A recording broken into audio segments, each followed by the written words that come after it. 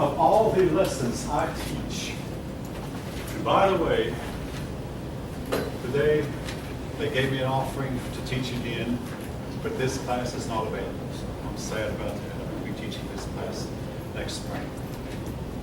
But anyway, I hope to be teaching second semester American history. That's real.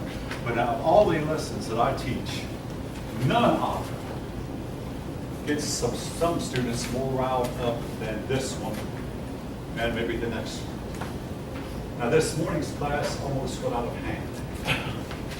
I want to remind you folk, I do not promise that what I say will not be offensive.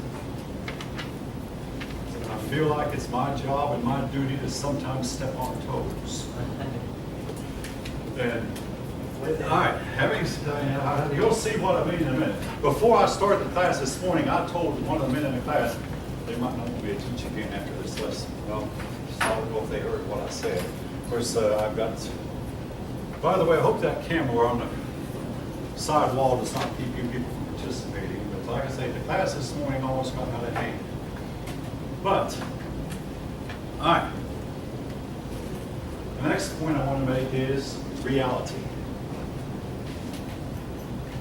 Folk, when I was 17, I heard a guest preacher come in and preach on you need to wake up to the world of reality. All right, now what do I mean reality is applied to this lesson? Simply this. Most of you have been taught that the American Indians were living a peaceful, quiet life until the Europeans came in and upset the peace and destroyed their way of life. Nothing could be farther from the truth. Their skeletons, their remains show that their men were as addicted to warfare as anybody. A lot of their young men died from what appears to be battle wounds. And from what we know about their way of living, they fought among themselves. They were not peaceful. Now, you might probably have heard, and if you believe this, I don't blame you, that the American Indians were done very, very wrong. If you believe that the Europeans could have just stayed home, you need to wake up to world reality. In the real world, if people can take from you, people will. It's the natural way that people live. Now I say, oh, morality has changed. You notice something? I agree with that. Morality has changed. Morality has gotten worse. The reason I'm so concerned about it, and I'll tell you right up front, I believe that the United States today, right now, is heading down the same path that the American Indians were heading down before the Europeans came. All right, what mistakes did the American Indians make? The ones living north of the Rio Grande made a huge mistake that ultimately cost them their freedom and their land. They were communist. Oh no, they were not Marxist-Leninist communists. Well, what do I mean by communist? A communist that lives in communes. Communes, we call them villages. A communist means that they had no private ownership of property.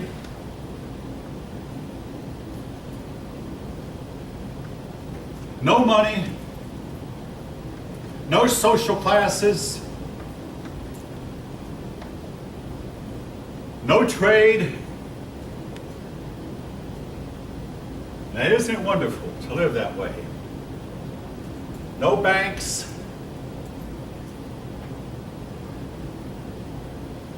All right, what's wrong with that living? It led them from being a civilized people to what I have to call uncivilized. If you dig back, in archaeology, at one time the Indians living here where we're standing, North America, were mound builders. They had cities. They had trade. They probably had nations. But their nations all vanished. And they became a tribal people who moved about from place to place, what we might call nomadic. Now, they were not the Marxist-Leninist communists, but nevertheless, they were communists, pure and simple. And it led them to becoming so weak that when they met the Europeans, they could not match them. The American Indians, like all peoples who have been conquered, destroyed themselves from within before an outsider came and conquered them from without. This has been true of every nation that has fallen. Every group of people that fall, they have fallen from within.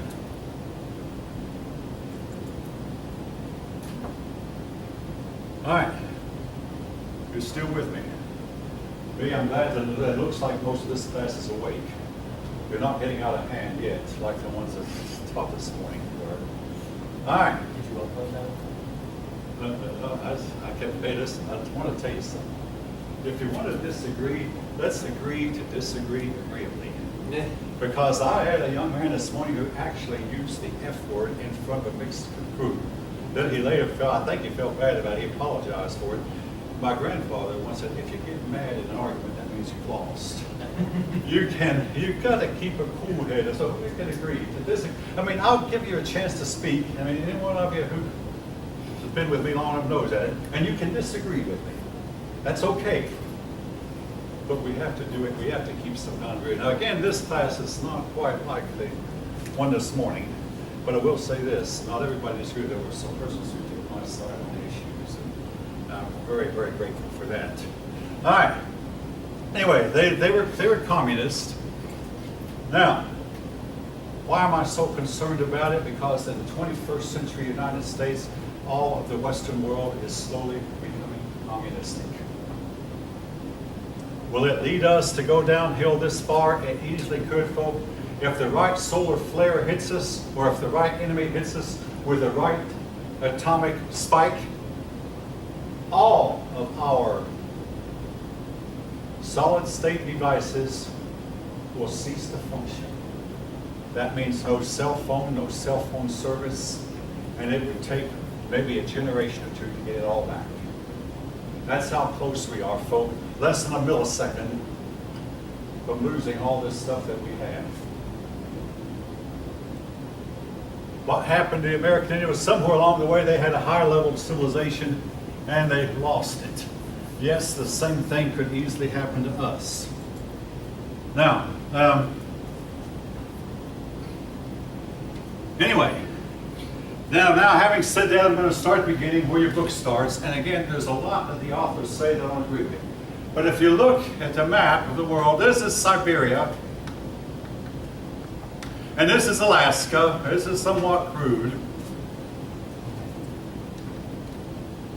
And right here is the Bering Strait. Now, if you know anything about geography, a strait is a narrow body of water between two bigger bodies. The Bering Strait is where a lot of experts believe that the Indians came from Siberia, started out in a place like Mongolia and China, and came up through Siberia to Alaska, and then spread to American Alaska. Every Indian who told us where they came from, though, always said, we crossed the ocean. I say, how'd they cross the ocean? Now, folks, this has been proven. You can cross the ocean even in a kayak or a canoe or a small rowboat. Well, what would they eat? They could eat dried food or to drink. If you really know what you're doing, you can always find a little bit of fresh water in the ocean, gushing up maybe from the bottom. If you know where the freshwater pockets are located, it can be done, and that's what you can drink. Now, this might explain something, folk, why the American Indians had no, all right, what were they lacking? They were lacking horses, pigs, sheep, horses, pigs, sheep, oxen, practically all the big farm animals, all the beasts of burden, they didn't have. Why? Because you can't carry these things in a rowboat. That might explain why if the rest of the world had these things, they didn't. The only beast of burden that the Indians had was the llama, and there was only a few Indians had that. Llamas were found in South America.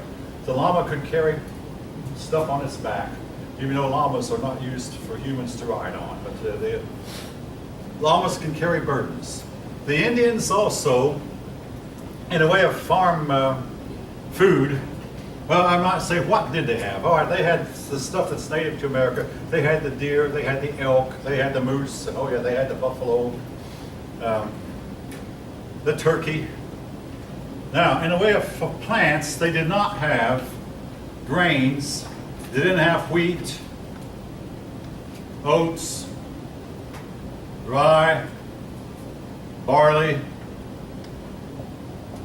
None of this, but they did have they had the gourd, or anyway, what did gourds come from? They had the squash. They had corn. By the way, corn is one of the least nutritious foods you can eat. Cheap, inexpensive, but and very popular, but not all that nutritious. They had corn, and of course, well, they had tobacco, and they had tapioca, they had coffee, they had bananas, some of them that is. So they had some plants to eat, but they didn't have, oh yeah, and very important, they somehow never invented the wheel. Maybe they felt like they didn't need it. Now, among the animals that they had that Europeans did have, they had the dog. At least some of them had the dog. They did not have the cat, as far as I know, but they did have dogs. Again, possibly, to me, if they had come from Siberia, they could have carried their horses and oxen and things like that with them. Well, no, you really have to have a fairly large boat to carry this stuff. When the Europeans came, they carried all this. But anyway, they supposedly came from Alaska. Then, the civilization we're going to start off with, Olmec.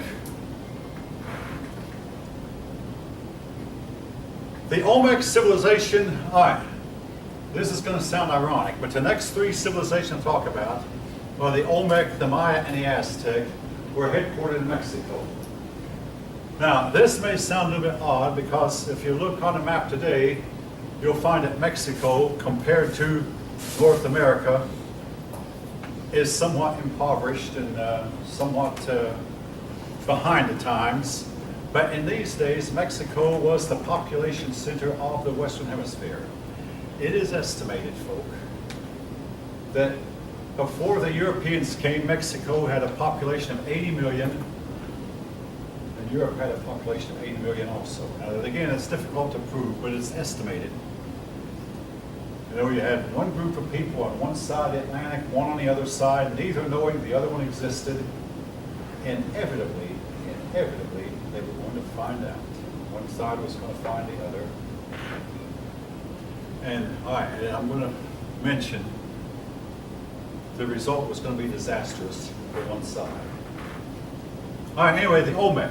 Now, I've had African students tell me, and I've researched it, it looks like the Olmecs had some connection with Africa. That the Olmecs came directly from Africa. They have, their artwork depicts African animals that are not found in the Native Americas. Olmec human art depicts human beings with African features, particularly larger than lips than the other ethnic groups